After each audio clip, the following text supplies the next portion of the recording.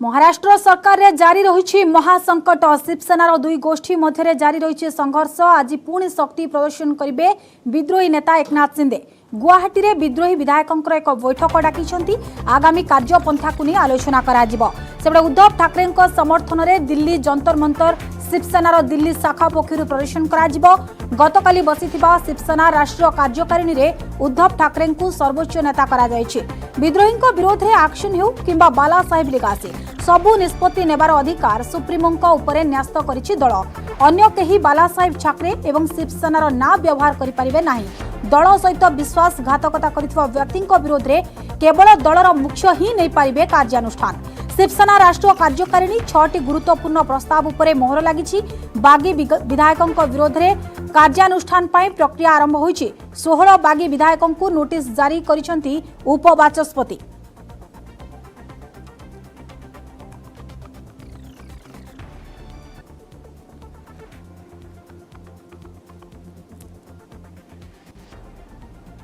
एने अधिक आलोचना करबा मुंबई रो आम प्रतिनिधि वसीम अंसारी जोड़ी होइछंती। वसीम, अभी लेटेस्ट अपडेट क्या है बताइए।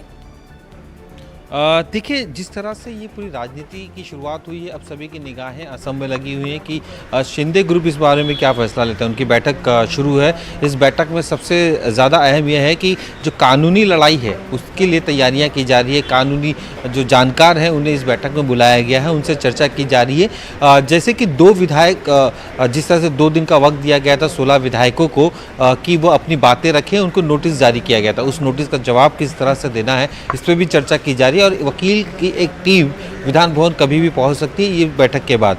जिस तरह से उनका मानना है कि जो विधायक है उन्हें नोटिस जो दिए गई है वो सही तरीके से नहीं दिए गए, तरीका गलत है और ये इस वजह से आप हमें निलंबन नहीं कर सकते। इस अपना जवाब मांगने के लिए भी कम से कम 1 सप्ताह का वक्त मांगने की तैयारियां यहाँ पे शिंदे गुट की तरफ से चल रही है। साथ ही आगे की जो रणनीति है खास करके उस पर चर्चा हो रही है कि जिस तरह से अब राज्यपाल अब राजभवन पहुँच चुके हैं, उनकी तबीयत में सुधार हो चुका है, आज ही डिस्चार्ज हुए, तो ऐसे वक्त में क्या अगला प्रोसेस उनका क्या राजभवन होगा, उसके लिए किस तरह की तैयारियां हैं उस पर भी चर्चा की जा रही है। तो वहीं दूसरी तरफ महाविकास आघाड़ी सरकार की तरफ से भी प्रयास किया जा रहा है कि सरकार को किस तरह से बचाया जा सके। शरद पवार के घर सुबह महाविकास आघाड़ी के कई बड़े नेता थे, वो मौजूद थे और उन्होंने उनसे चर्चा भी की और कई मुद्दों पर डिस्कशन भी किया कि आगे की रणनीति क्या होगी। क्योंकि आज दोपहर के करीब शरद पवार दिल्ली के लिए रवाना होंगे। वहाँ पर जिस तरह से राष्ट्रपति चुनाव के लिए अपोजिशन लीडर ने अपने कैंडिडेट उतारे हैं उसे अपना समर्थन देने के लिए पहुँचेंगे।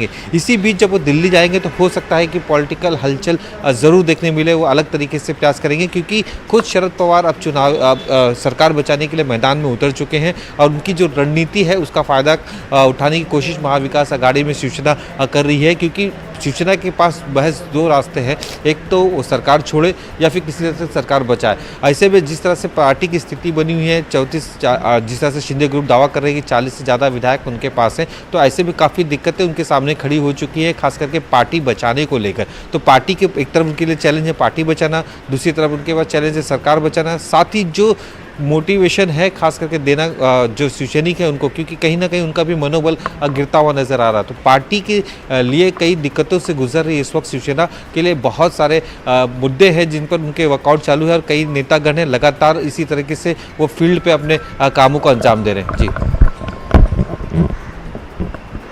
जी वसीम, आप जो बता रहे हैं अभी बैठक हो रही है शिंदे जी की तरफ से, जो बैठक बुलाया गया है, आज की बैठक कितना अहम होने वाला है?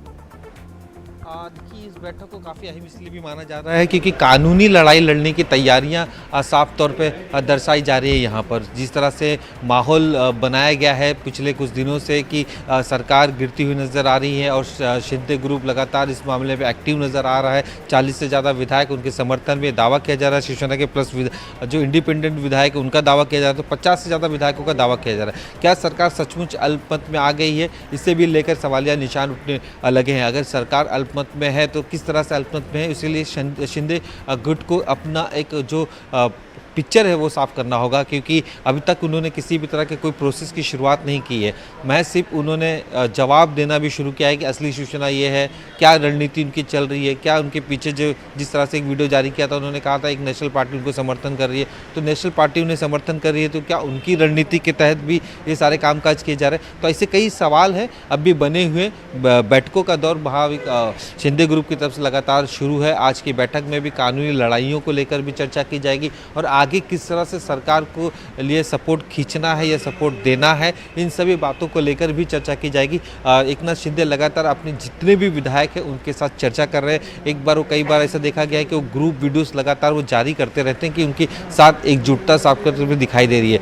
कई तरीके से प्रेशर टैक्टिक्स भी साफ तौर पे यहाँ पे दिखाई दे रही है, दबाने की कोशिश की जा रही है, इस तरह के भी आरोप लगाए जा रहे हैं। तो अब ये बैठक में ही निर्णय हो पाएगा कि आगे की रणनीति किस तरह से तय करनी है, ताकि महाविकास आघाड़ी से सरकार का जो सपोर्ट है वो पीछे लेना है तो किस तरह से रणनीति तय की जाएगी इस पे भी। और साथ ही अब अगर वो सपोर्ट के लिए जाते भी है राजभवन या फिर अपनी चीज़ें कोर्ट में भी रखते हैं तो एक कानूनी लड़ाई शुरू हो सकती है। तो कानूनी लड़ाई की तैयारियां यहाँ पे करने की कोशिश यहाँ पे शिंदे ग्रुप की तरफ से की जा रही है इस बैठक में। जी वसीम, एकनाथ शिंदे जी जो दावा कर रहे हैं 40 विधायक की समर्थन है उनके पास, अगर सच में 40 विधायक की समर्थन उनके पास है तो ये सवाल सामने खड़ा होता है कि उद्धव ठाकरे जी का भविष्य क्या होगा?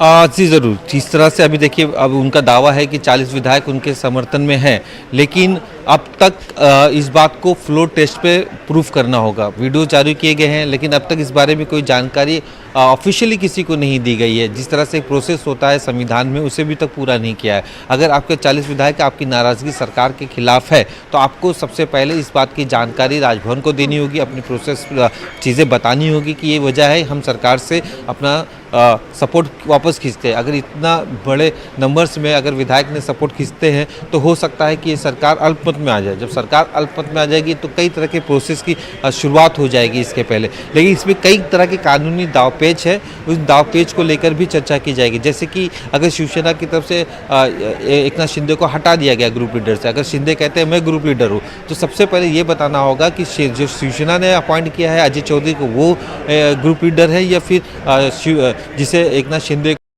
एमएलए ने अपॉइंट किया वो अपोजिशन लीडर। जब तक ये ग्रुप लीडर कौन है क्लियर नहीं हो पाएगा तब तक आगे की चीज़ें नहीं जाएगी। तो ऐसे छोटी छोटी बहुत सारे ऐसे टेक्निकल चीज़ें हैं जिसका संज्ञान रखना होगा, उस मुद्दे को चर्चा करनी होगी। जी वसीम, अभी अभी खबर आ रही है कि एकनाथ शिंदे जी का गोष्ठी सुप्रीम कोर्ट जाने वाले हैं, या क्या यह सच है? क्या जानकारी है आपके पास? देखिए सुप्रीम कोर्ट को लेकर अभी तक किसी तरह की कोई जानकारी नहीं हो पाई, लेकिन अब तक कानूनी लड़ाई शुरू नहीं हुई। अब तक शिंदे ग्रुप को अगर किसी को नाराज़गी जाहिर करनी है तो सबसे पहले उन्हें एक नोटिस दी जाएगी। जैसे विधान भवन से एक उनके खिलाफ कारण बताओ नोटिस जारी किया है जिसका उन्हें सोमवार 5 बजे तक का जवाब देना है। इस जवाब में वो अपनी बातें कोर्ट के जरिए रख सकते हैं कि अब में जो वक्त दिया गया है कम है। अगर इस बात को नहीं माना जाता लोअर कोर्ट वहाँ पे तो वो कानूनी लड़ाई की शुरुआत होगी, फिर हाई कोर्ट, फिर उसके बाद सुप्रीम कोर्ट का दरवाज़ा। सुप्रीम कोर्ट का दरवाज़ा खटकाने के लिए भी काफ़ी वक्त है, लेकिन तैयारियां उनकी ये भी है कि अगर किसी तरह की ज़रूरत पड़ती है तो सुप्रीम कोर्ट के बेंच का भी दरवाज़ा खटखटा सकते हैं। और आने वाले दिन में जिस तरह से राजनीतिक परिस्थितियाँ चल रही है, जिस तरह राजनीतिक माहौल चल रहा है, तो हो सकता है ये परिस्थिति भी शुरू हो जाए। शिंदे ग्रुप की तरफ से इस पूरे मामले को लेकर तैयारियां में फिर आएंगे और अपडेट लेंगे आपसे। बहुत बहुत शुक्रिया वसीम अंसारी मुंबई आम प्रतिनिधि जोड़ी होते अधिक आलोचना करुले। महाराष्ट्र में राजनैतिक संकट तो वर्तमान सुधा जारी रही, किंतु केबे ये शेष हेब ताहा वर्तमान सुधा हुए तो कहीं जानी नाहंती। वर्तमान गुवाहाटी विपुल बर्मन सीधा